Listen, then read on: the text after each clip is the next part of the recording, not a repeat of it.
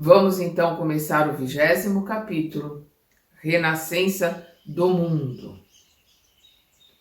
Movimentos regeneradores. Vamos lembrar aqui que os movimentos regeneradores foram 3, né? Que foi os descobrimentos, o renascentismo, descobrimentos e o humanismo. Nós consideramos, a história considera, né, que a idade contemporânea, né, a história contemporânea começa a partir da Revolução Francesa, a partir de 1789. Então nós vamos ver que a Renascença começa, né, no começo do século XV, né, em torno considera como 1473, com a queda de Constantinopla, o começo da Renascença. E vai até o comecinho do ano de 1600, né, o século XVII. Então vai aí até o final, comecinho do século XVII, final do século XVI. Então vamos lá. Movimentos regeneradores. Nos albores, quer dizer, no início do século XV, quando a Idade Média estava prestes a extinguir-se, grandes assembleias espirituais se reúnem nas proximidades do planeta. Sempre, né? As assembleias espirituais, as reuniões, os trabalhos, né? Para reprogramar, para acertar as coisas. Nós temos que entender que o universo é governado por Deus, nosso Pai. E o nosso planeta tem o seu governador, né, preposto do nosso Pai para a criação do planeta e para nos governar. Então, não existe nada à deriva, não existe nada sem governo.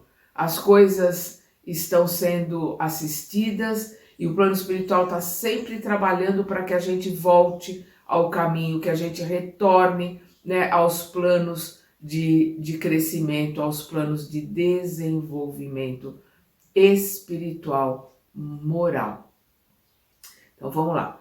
Nos albores, no início do século XV, quando a Idade Média estava prestes a extinguir-se, grandes assembleias espirituais se reúnem nas proximidades do planeta, orientando os movimentos renovadores que, em virtude das determinações do Cristo, deveriam encaminhar o mundo para uma nova era. Todo esse esforço de regeneração efetuava-se sob o seu olhar misericordioso e compassivo, né? Amoroso, benevolente, derramando sua luz em todos os corações. Então, o trabalho para o desenvolvimento do planeta não para nunca. A gente atrapalha bastante, né? Nós temos as nossas missões que a gente não cumpre, mas o plano espiritual está sempre ali trabalhando, mandando os novos missionários, tentando acertar as coisas, né, naquilo que a gente bagunça. Mensageiros devotados reencarnam no orbe para desempenho de missões carinhosas e redentoras. Na Península Ibérica, nós sabemos aquela região de Portugal e França, né? Sob a orientação da personalidade de Henrique de Sabres, incumbido de grandes e proveitosas realizações, fundam-se escolas de navegadores que se fazem ao grande oceano. Então vamos lembrar aqui que Henrique de Sagres nasceu em 1394 e desencarnou em 1460. É um missionário, né? Nós vamos ver lá no Boa Nova que é um espírito de Skol que reencarnou na Terra. É um missionário para que as, entre aspas, né, descobertas se realizassem, né? Que se encontrasse, tomasse posse dos continentes que ainda não eram conhecidos. Numerosos precursores da reforma surgem por toda parte, combatendo os abusos de natureza religiosa. Antigos mestres de Atenas reencarnam na Itália. Então nós vamos ver né? Leonardo da Vinci, Michelangelo e outros são mestres atenienses que recadam na Itália para as artes, né? Para a pintura, espalhando nos departamentos da pintura e da escultura as mais belas joias do gênio e do sentimento. A Inglaterra e a França preparam-se para a grande missão democrática que o Cristo lhes conferira. Vamos lembrar que nós vimos no nosso último estudo quem é que estava encarnando na Inglaterra, né? Os romanos. Para, né, voltarem, nós vamos ver aqui também na França, né, os romanos também encarnando, para que voltasse o conhecimento do direito, da democracia. Então nós vemos a arte, a escultura, né, a pintura na Itália, através dos atenienses reencarnando lá, a democracia, as leis e a política, né, com os romanos reencarnando na Inglaterra e na França. Voltando aqui, a Inglaterra e a França preparam-se para a grande missão democrática que o Cristo lhes conferira. O comércio se desloca das águas estreitas do Mediterrâneo para as grandes correntes do Atlântico, procurando as estradas esquecidas para o Oriente. Jesus dirige essa renascença de todas as atividades humanas, definindo a posição dos vários países europeus e investindo cada qual com determinada responsabilidade na estrutura da evolução coletiva do planeta. Então, cada país tem a sua responsabilidade, né? Então, nós vemos a Itália na responsabilidade das artes, Inglaterra e França com a responsabilidade da política e da redemocratização, das leis também, do direito, né? Então, tudo isso para que o planeta todo voltasse a se encaminhar para o seu progresso, né? Para o seu desenvolvimento. Para facilitar a obra extraordinária dessa imensa tarefa de renovação, os auxiliares do Divino Mestre conseguem ambientar na Europa antigas invenções e utilidades do Oriente. Vamos lembrar que a bússola foi inventada no ano 1, né? Mas aqui no século XIV, né? Como ele tá colocando aqui, né? Que aqui no começo do século XV, né? Final do século XIV, começo do século XV é que vai chegar esses inventos do Oriente na Europa. Então nós vamos ver a chegada da bússola, nós vamos ver também no século XV, né, ali 1430, se eu não me engano, que chega, 1430 que Gutenberg inventa a imprensa. Vamos lembrar que o papel foi inventado na China no ano 100 antes de Cristo.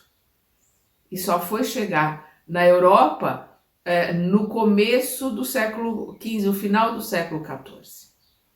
Então, o que ele está colocando aqui, Jesus dirige essa renascença de todas as atividades humanas, definindo a posição dos vários países europeus, investindo cada qual com determinada responsabilidade na estrutura da evolução coletiva do planeta.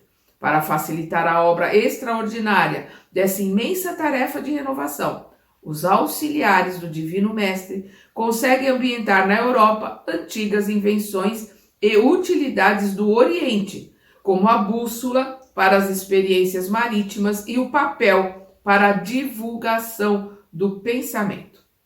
Aí agora vamos para a missão da América. O Cristo localiza então na América as suas fecundas esperanças. Perdão. O século XVI, né? Estamos aqui nos anos de 1500. O século XVI alvorece com a descoberta do novo continente, sem que os europeus, de modo geral, compreendessem na época a importância desse semelhante acontecimento.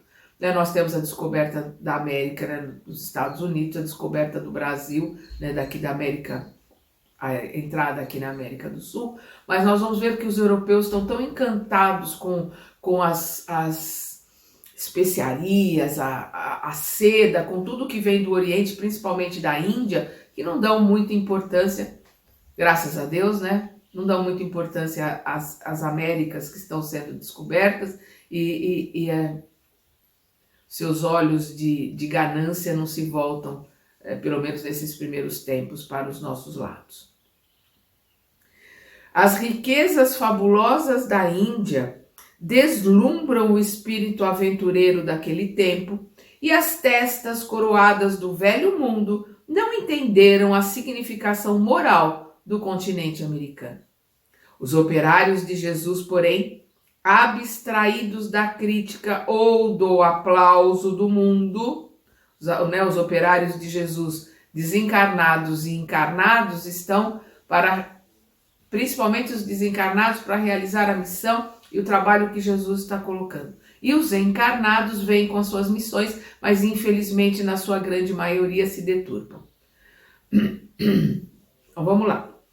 Os operários de Jesus, porém, abstraídos da crítica ou do aplauso do mundo, cumprem os seus grandes deveres no âmbito das novas terras, sob a determinação superior, organizam as linhas evolutivas das nacionalidades que aí, né, na América, que aí teriam de florescer no porvir, no futuro. Nesse campo de lutas novas e regeneradoras, todos os espíritos de boa vontade poderiam trabalhar pelo advento da paz e da fraternidade do futuro humano. E foi por isso que, laborando para os séculos por vindouros, trabalhando para o futuro, né? Laborando para os séculos por vindouros, definiram o papel de cada região no continente, localizando o cérebro da nova civilização no ponto onde hoje se alinham os Estados Unidos da América do Norte. Quem é que foi para os Estados Unidos? Foram os ingleses, né? Então, quem estava reencarnado lá? Os romanos.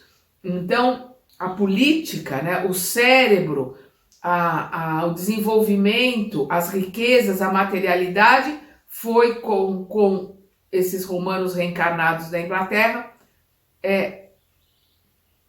povoar, né? Começar os Estados Unidos. E aqui nós vamos ver que é um plano traçado pelo plano superior, né? Pelos prepostos do mestre.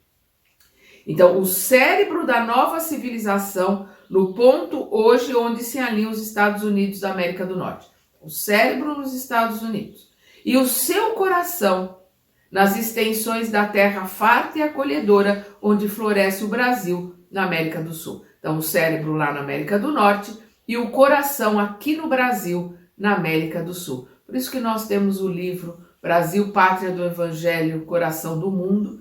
Né? Coração do mundo nós somos desde a criação, né? desde a colonização do Brasil. Pátria do Evangelho, uma missão, um trabalho nosso, que infelizmente nós não conseguimos, porque ser pátria do Evangelho é colocar em prática o Evangelho.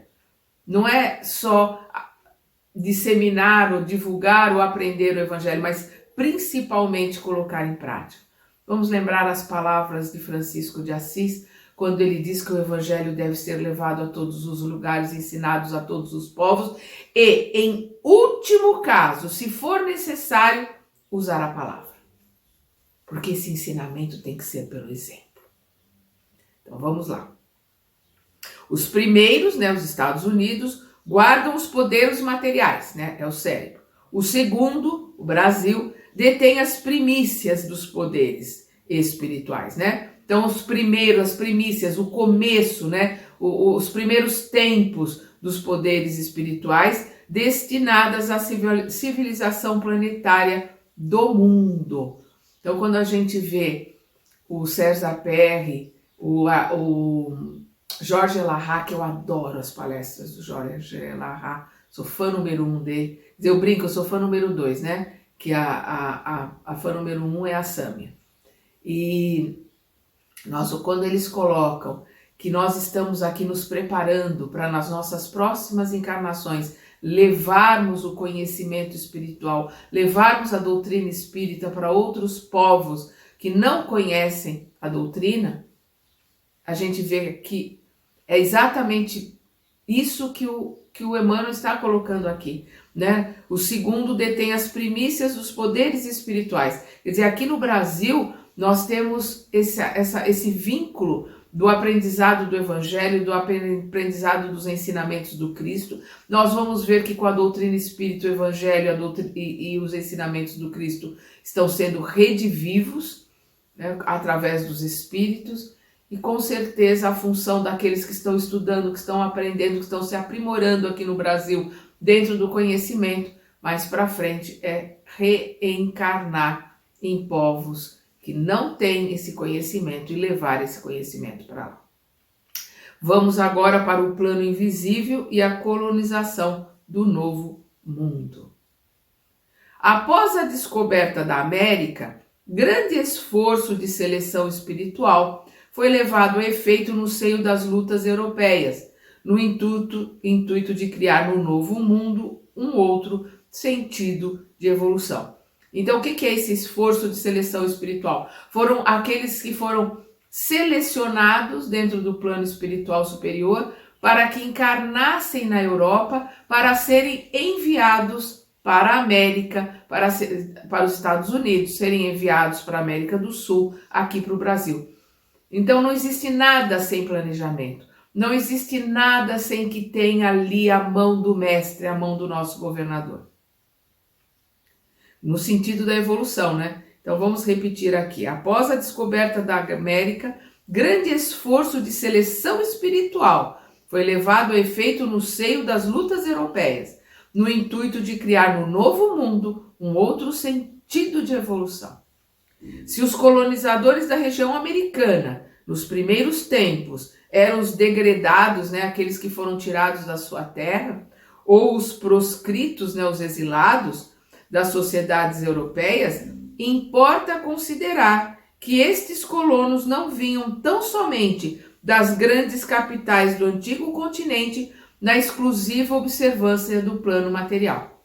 Eles estavam, sim, sendo coordenados, sendo ali assistidos pelo plano espiritual superior, para que a colonização tanto da América do Norte como da América do Sul fosse diferenciada do que acontecia na Europa. Do mundo invisível, né, do plano espiritual, do mundo invisível igualmente, partiram caravanas inúmeras de almas de boa vontade. Não são espíritos superiores, não são espíritos elevados, são espíritos que querem aprender, que querem caminhar, almas de boa vontade, aqueles que estão dispostos a trabalhar, a se modificar, a aprender. Então, do mundo invisível, igualmente, partiram caravanas inúmeras de almas de boa vontade, que encarnaram nas terras novas, como filhos daqueles degredados, muitas vezes perseguidos pela iniquidade da justiça dos homens, né? Perseguidos injustamente né, entre aspas, né, justiça dos homens, né, que foram enviados para as Américas. A esses espíritos mais ou menos adiantados, aliaram-se numerosas entidades da Europa, cansada das lutas inglórias de hegemonia e de ambição, né? Nós vamos ver aqui aqueles que estavam cansados de lutar pelo dinheiro, pelo poder. A hegemonia é a supremacia, né, entre nações, entre povos.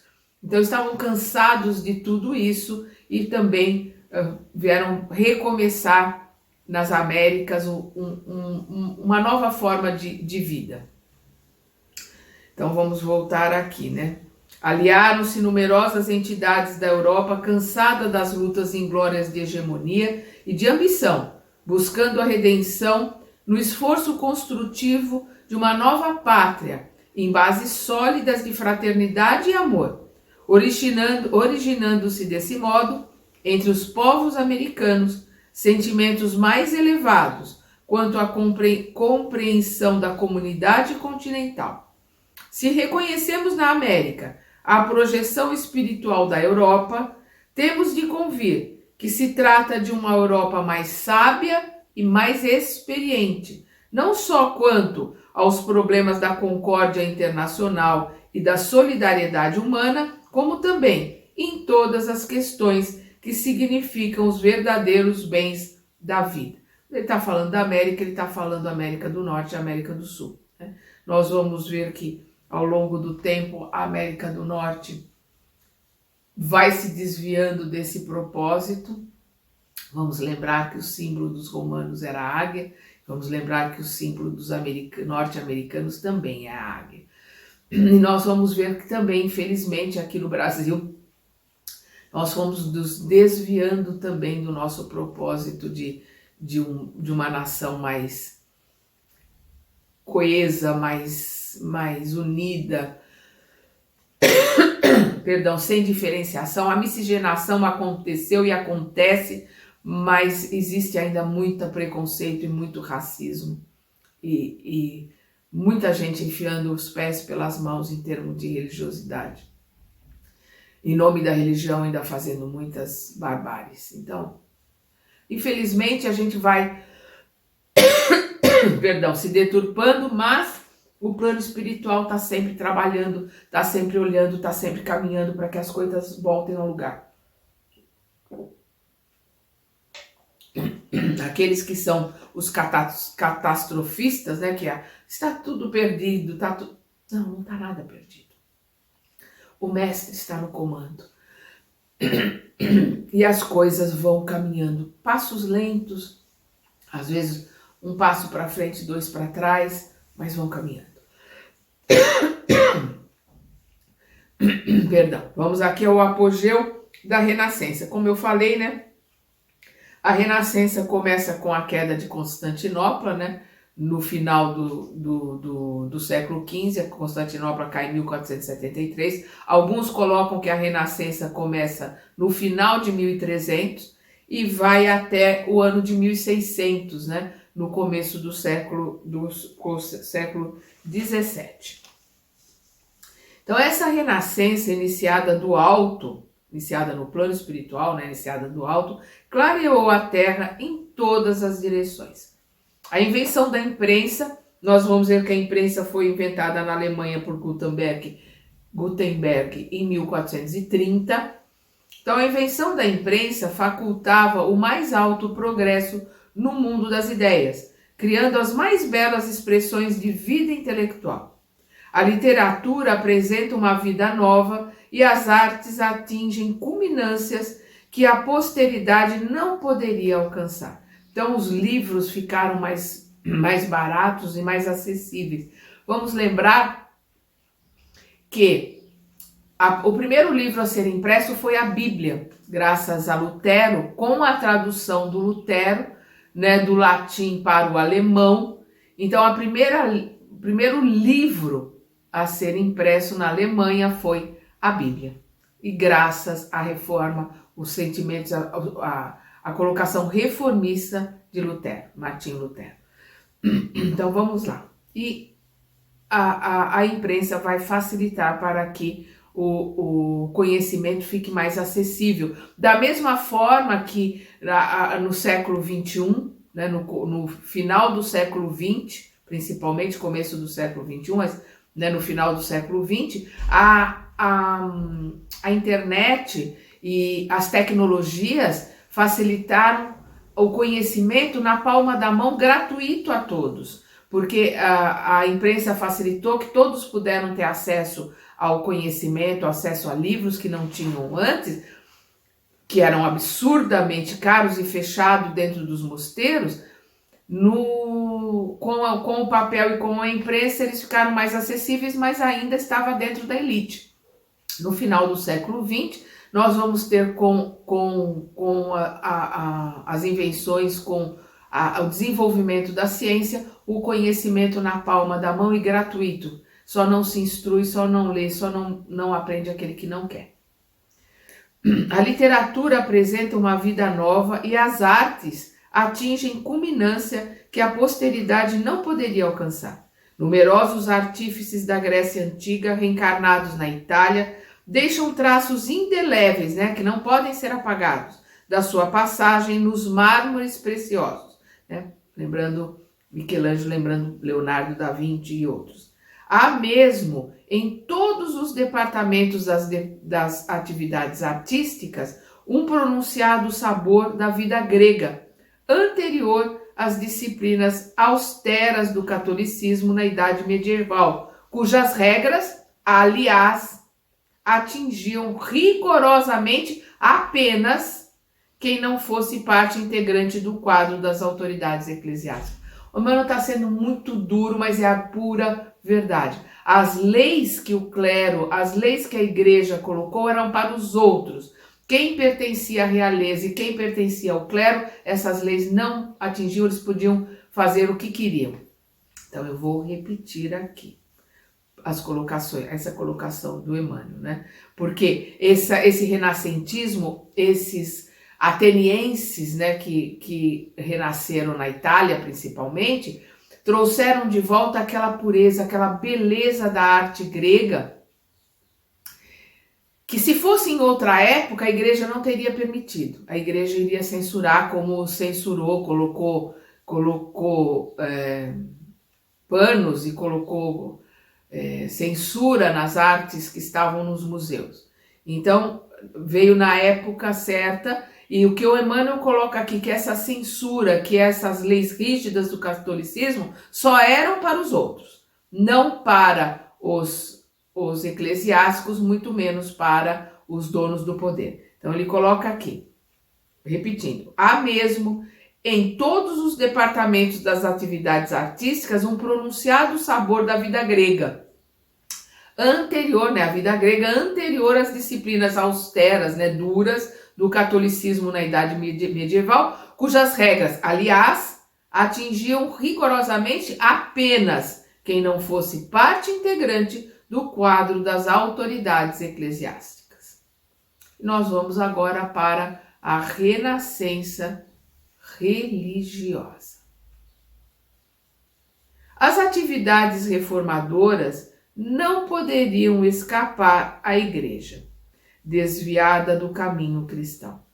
Então essas reformas, o trabalho do plano espiritual, é óbvio que não deixaria a igreja de fora. Os missionários, aqueles realmente com verdadeira religiosidade, renasceriam, viriam para o clero, estariam principalmente no que era chamado baixo clero, entre os padres, entre os freis, entre aqueles que estavam ali junto da população, que realmente queriam colocar a palavra do Cristo. Então, voltando aqui. As atividades reformadoras não poderiam escapar à igreja, desviada do caminho cristão. O plano invisível determina, assim, a vinda ao mundo de numerosos missionários, com o objetivo de levar a efeito a renascença da religião, de maneira a regenerar os seus relaxados centros de força. Os seus núcleos, os seus centros de força completamente relaxados, nós vamos ver principalmente porque os poderosos colocavam seus filhos para serem bispos ou serem papas, sem que eles sejam teólogos, entrem para a religião ou conheçam os ensinamentos do Cristo, ou participem de escolas de teologia, ou participem dos monastérios dos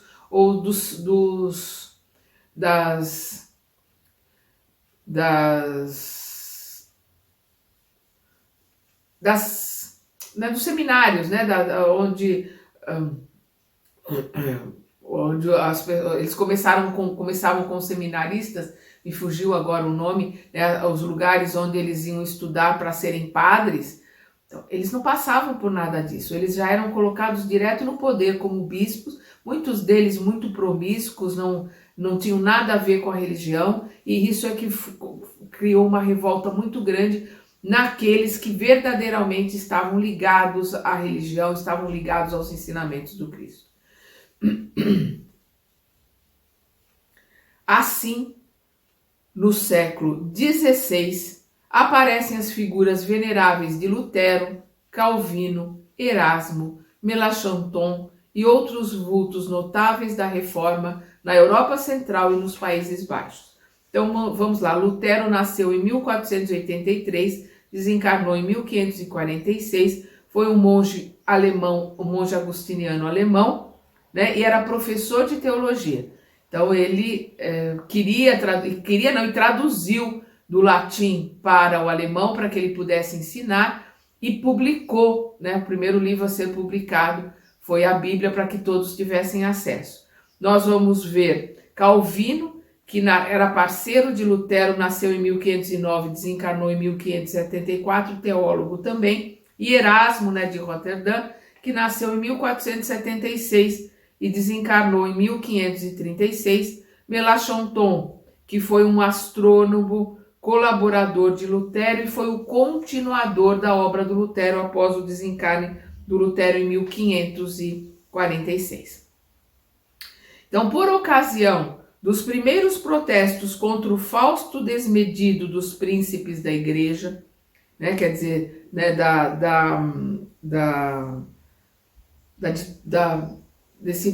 essa prosperação, né, esse fausto é prosperação, né, esse avançar desmedido, né, dos príncipes da igreja, ocupava a cadeira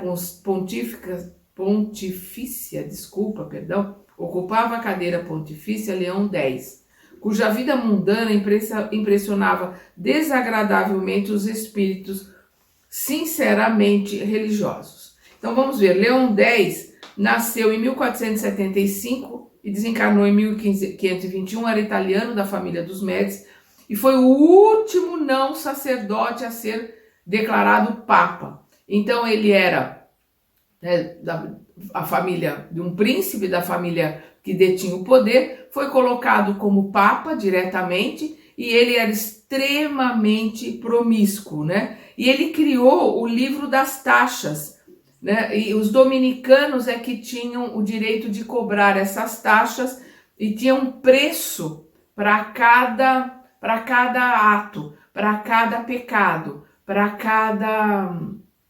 cada barbárie que cometia. Pagando esse preço, estava livre, estava, digamos assim, perdoado o seu pecado. Ele tinha uma tabela com vários tipos, né, de pecados e um preço para cada um, né? E é óbvio, aqueles que verdadeiramente seguiam os ensinamentos do Cristo, estudavam, teólogos, liam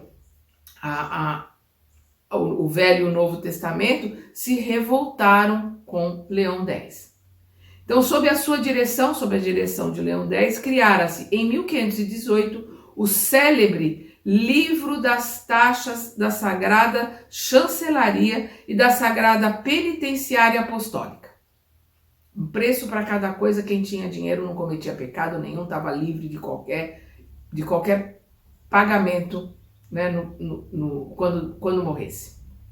Onde se encontrava estipulado o preço de absolvição para todos os pecados, para todos os adultérios, inclusive os crimes mais hediondos. Tais rebaixamentos da dignidade eclesiástica ambientaram as pregações de Lutero e seus companheiros de apostolado. Então, no começo, Lutero não pretendia criar uma divisão, mas acabou se dividindo, né? E ele foi pego pela Inquisição, mas ele não aceitou ir para a França, porque se ele fosse para a França, ele seria, né, morto na fogueira. Ele quis ser julgado na Alemanha. E como ele era muito querido, muito conhecido, tinha uma força muito grande na Alemanha, a igreja foi obrigada a libertá-lo, né, e preparar uma armadilha para matá-lo, mas o rei alemão, como queria aprender, como queria ter acesso aos ensinamentos da Bíblia em alemão, queria esses ensinamentos, ele protegeu, ele escondeu Lutero e protegeu Lutero. Então, de nada valeram as perseguições e ameaças ao iminente frade agostiniano, né? Martinho Lutero. Alguns historiadores enxergaram na sua missão uma simples expressão de despeito dos seus companheiros de comunidade em face da preferência de Leão X, encarregando os dominicanos da pregação das indulgências. Então, alguns historiadores colocam que Martinho Lutero se revoltou porque eram os dominicanos, ele era agostiniano, né? E que eram os dominicanos que tinham esse privilégio de cobrar essas taxas, né? Então, de receber esse dinheiro. E que Lutero tenha se revoltado porque não foi os agostinianos que receberam essa possibilidade de cobrar essas taxas. Mas nós sabemos, como nós estamos vendo aqui com o nosso querido Emmanuel, que Lutero vem como um missionário, vem realmente para sacudir, para modificar, né? Trazer luz dentro da igreja. Então ele se revoltou mesmo com as barbáries, com a promiscuidade do Papa, com a venda, né, dessas indulgências, com esse perdão através de um preço estipulado de toda e qualquer maldade.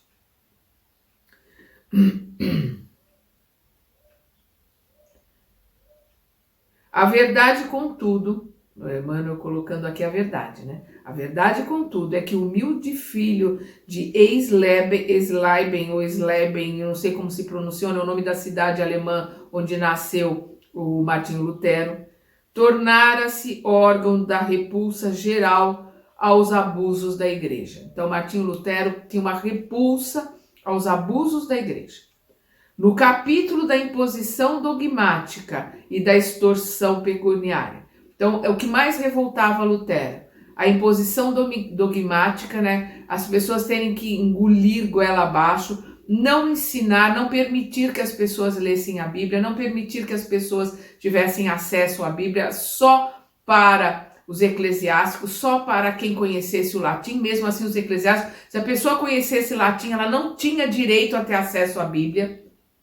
Ela poderia até ser excomungada se procurasse ler a Bíblia. Então, o Lutero se revolta contra isso porque ele, como teólogo e professor, ele quer ensinar a todos o que está escrito, né, no Evangelho de Jesus. Então, e essa extorsão pecuniária, né, as pessoas, todo e qualquer bárbaro, assassino, pura e simplesmente pagava e tinha todos os seus erros, os seus pecados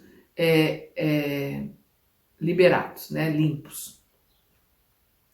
Os postulados de Lutero constituíam, antes de tudo, modalidade de combate aos absurdos romanos. Vamos lembrar aqui que se não fosse a imprensa, se não fosse o papel, as ideias do Lutero não teriam se espalhado. Tudo tem seu tempo e tem sua época. O povo, as pessoas, os homens cultos da época tiveram acesso aos panfletos, às colocações, às ideias de Lutero que eram colocadas. Então, isso pôde se espalhar para todos os lugares através do papel, através desses panfletos. Então, se fosse em outra época, o Lutero teria, pura e simplesmente, tido as suas ideias e teria morrido queimado, como foi o caso do Jan Hus, que nós sabemos que é uma das encarnações de Allan Kardec, que em 1400, acho que 1400 e pouco, me foge agora o ano, foi queimado, foi enganado pelo Papa, né, que o levou a Roma, e lá ele foi enclausurado e foi queimado.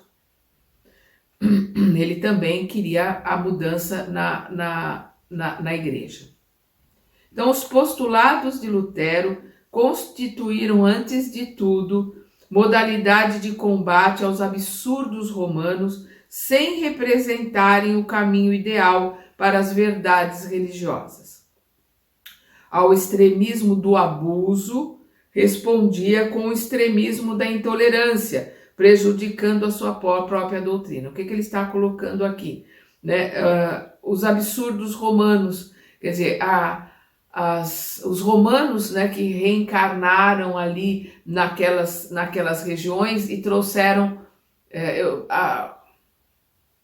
as ideias. Vamos lembrar, a Igreja Católica, católico quer dizer universal, a Igreja Católica ela vem com os romanos, né? Constantino é o primeiro a se converter ao cristianismo e depois passa a ser a religião oficial. E aí os romanos vão trazendo aquelas ideias de luta, aquelas ideias de domínio, de poder, de riqueza para dentro da igreja. E é contra isso tudo que o Lutero, o Erasmo, o Calvino, né, são contra e trabalham contra essas colocações que haviam dentro da igreja, dentro principalmente desses papas que eram príncipes, eram homens que não tinham o menor contato com a religião.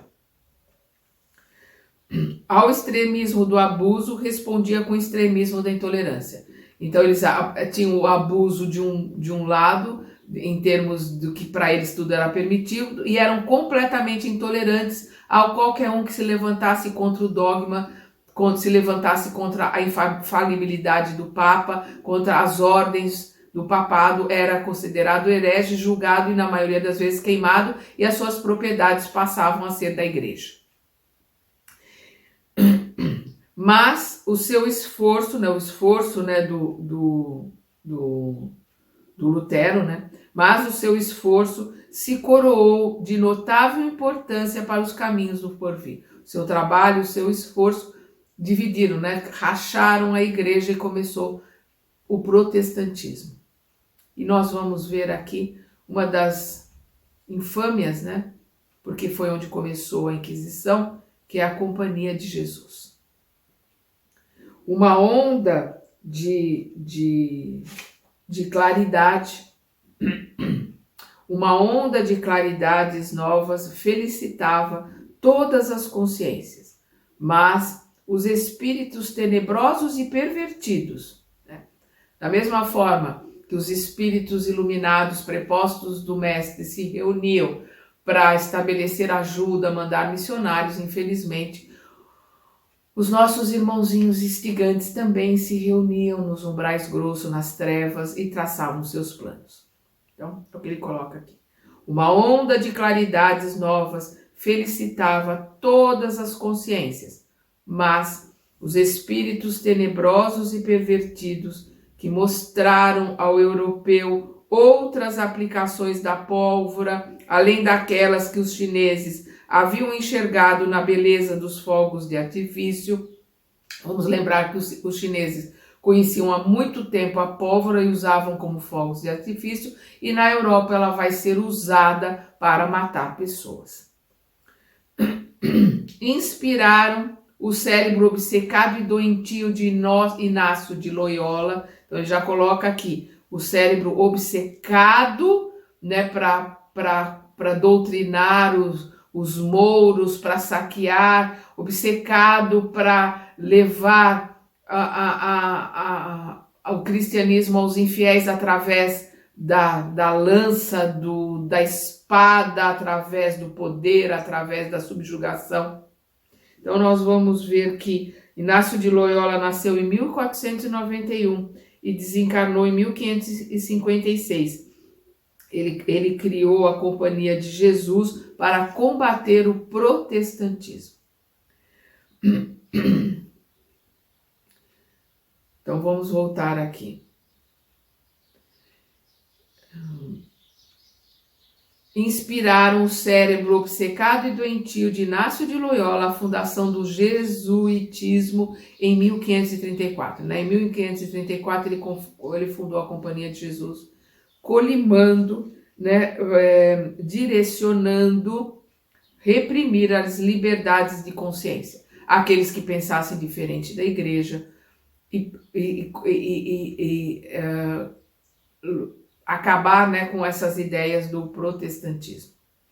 A igreja, estendendo mão forte a essa ideia, né, pegando essa ideia do Inácio de Loyola, da criação da Companhia de Jesus, de acabar com todos aqueles que pensam diferente do que a igreja coloca. Então a igreja, estendendo mão forte a essa ideia, inaugurava um dos períodos mais tristes da história ocidental, que começa aí a Inquisição, né? O Tribunal da Inquisição, com poderes de vida e morte nos países católicos, fez milhares e milhares de vítimas, ensombrando os caminhos dos povos. Espetáculos sangrentos e detestáveis verificavam-se em quase todas as grandes cidades da Europa. Os autos de fé, né, que eram essas fogueiras, que eram esses pseudos julgamentos de livros, de ideias, de pessoas que iam contra os dogmas da igreja, né? Os autos de fé acenderam horrendas fogueiras do Santo Ofício por toda a parte, onde existissem cérebros que pensassem e corações que sentissem. Então nós vemos aqui o que é um espírito elevado, né? O que é um espírito de luz, como Emmanuel. Ele não traz ao nosso imaginário nenhuma barbárie. Ele podia descrever as torturas, os instrumentos de tortura que foram inventados, os absurdos que os seres humanos eram capazes de fazer. Absurdos, né, a ponto de fazerem vela com a gordura dos protestantes queimados. Um absurdo. Então, ele vai resvelando, ele vai mostrando en passant, ele não traz essas colocações, porque os espíritos elevados não instigam naqueles que estão lendo as suas obras nenhuma ideia malsã, nenhum pensamento que não seja bom, não seja digno. Você vai ver esmiuçar essas colocações, essas torturas e essas barbáries em espíritos que não são sábios, são os pseudo-sábios, né? São aqueles espíritos que se acham donos da verdade, que acham que sabem alguma coisa, trazem livros e trazem colocações através de médiuns que desconhecem a doutrina e desconhecem os verdadeiros ensinamentos e que se mergulham nas descrições dessas barbáries, fazendo com que as mentes que estão lendo materializem, né? Plasmem nessas ideias. O Emmanuel, em momento nenhum, faz plasmar em nós qualquer uma dessas ideias mais difíceis. Ele coloca aqui em palavras, né? Os autos de fé acenderam horrendas, né? Monstruosas fogueiras do Santo Ofício por toda a parte onde existissem cérebros que pensassem e corações que sentissem. Aqueles que queriam pensar, que queriam fazer as coisas diferentes, que queriam modificar, os corações que queriam voltar a simplicidade, né, do cristianismo primitivo. Instituiu-se a devassa de todos os institutos sociais e a violação de todos os lares. Foi um período verdadeiramente abominável, né?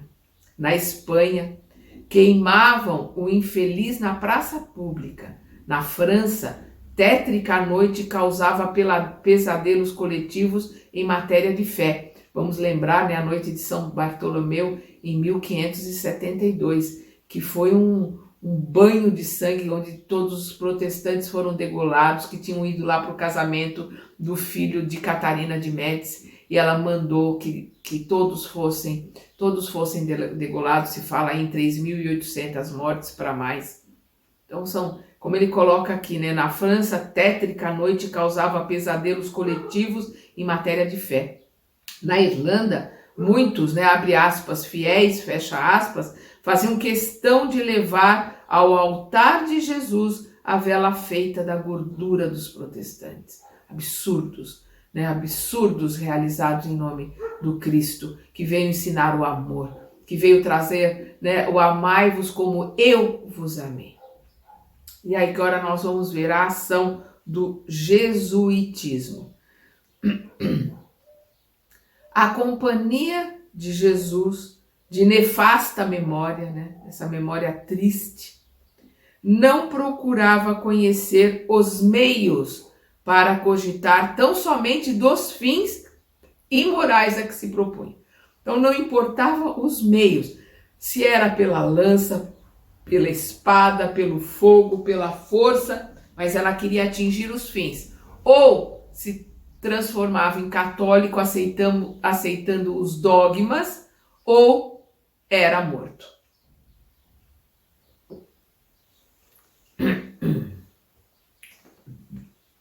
Sua ação desdobrou-se por largos anos de treva nos domínios da civilização ocidental, contribuindo amplamente para o atraso moral em que se encontra o homem científico dos tempos modernos. Porque isso fez com que, esses horrores, fez com que muitos tivessem horror ao cristianismo. Em alguns lugares, quando se fala em cristianismo ou em Cristo, as pessoas se arrepiam, porque passaram horrores, né? Principalmente no Oriente, sofreram horrores em nome desses bárbaros que se diziam cristãos. Mas vamos lembrar também que dentro da companhia jesuíta nasceram o próprio Emmanuel como Manuel da Nóbrega, né? Nasceram espíritos que realmente tinham a vontade de fazer as coisas diferentes. Em todos os lugares, os prepostos do Cristo, os missionários vieram. Vamos lembrar que Manuel da Nóbrega é uma das reencarnações de Emmanuel. Suas hordas de predomínio, de cupidez e de ambição, né? Nós vamos ver aqui a cupidez é a ambição desmedida, né?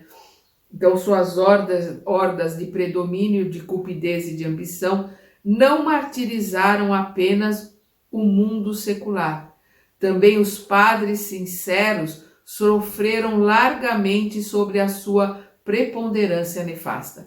Então, aqueles que foram contra a usar a força ou foram contra essas ideias inescrupulosas da igreja também foram sacrificados, né? Foram queimados pela igreja. Vamos lembrar que Ian Hus era um bispo católico, que é uma das encarnações do nosso querido Allan Kardec. Tanto assim que quando o Papa Clemente XIV nasceu em 1705 e desencarnou em 1774.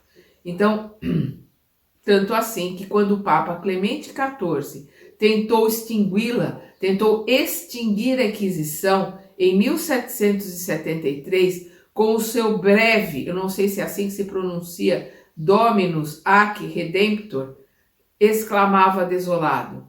Ele queria acabar com a Inquisição. E ele exclamava, abre aspas, assino minha sentença de morte, mas obedeço à minha consciência, fecha aspas. Então ele tentou acabar com a Inquisição, mas ele foi envenenado e morreu de uma forma dura, de uma forma cruel, porque o veneno não o matou de pronto, mas foi apodrecendo ele por dentro. Então eles impuseram uma morte sofrida, extremamente dolorosa ao Papa Clemente XIV, porque ele quis acabar com a Inquisição. Então, voltando aqui, né, ele exclamava, assino minha sentença de morte, mas obedeço à minha consciência, fecha aspas. Com efeito, em setembro de 1774, então ele tentou acabar com a Inquisição em 1773. Em 1774 ele desencarna. Então, com efeito, em setembro de 1774, o grande pontífice entregava a alma a Deus no meio dos mais horrorosos padecimentos, vitimado por um veneno letal que lhe apodreceu lentamente o corpo. Então, não só o mataram, o envenenaram, mas fizeram questão de envenená-lo da pior forma possível para que ele sofresse o máximo até desencarnar. Então, nós vemos aqui, né, através do Emmanuel, nós vemos a história se desenrolando, nós vemos os planos espirituais mandando os mensageiros, mandando os missionários, né, para a Terra, para a transformação, para a mudança, para que as coisas, por mais que mesmo aqueles que vieram em missão enfiam os pés pelas mãos, não realizam tudo o que tem para realizar, mas aos poucos a mensagem do Cristo, as ideias boas, as ideias dos verdadeiros cristãos possam serem colocadas e possam se desenvolver e as coisas possam mudar. Então sempre estamos sobre a égide, né, sobre o comando ali, o olhar compassivo do Mestre Jesus, organizando, olhando tudo o que está acontecendo e planejando a médio e longo prazo. Ninguém está desamparado. Por mais que a gente olhe para o mundo do jeito que ele está e se assuste, não podemos esquecer, estamos em transição e o Mestre manda os seus mensageiros, os seus missionários para nos ajudar nesta transição.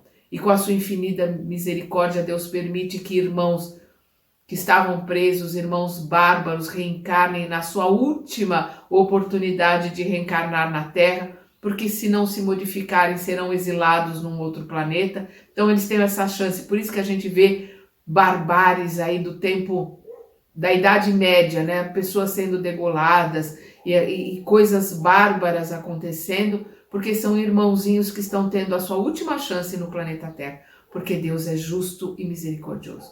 Infinitamente justo na sua misericórdia e infinitamente misericordioso na sua justiça. No nosso próximo estudo, nós vamos ver época de transição, né? Vamos entrar agora nas mudanças, né, que já começam antes mesmo da terceira revelação, porque se nós pensarmos bem, se nós fizermos uma análise, a transição planetária começou com a vinda do Cristo. Ali é o marco do antes e depois. Começa em passos lentos, devagar, mas começou com seus ensinamentos, com as mudanças que ele trouxe. Nós vamos estudar a transição planetária no nosso próximo encontro. Até lá!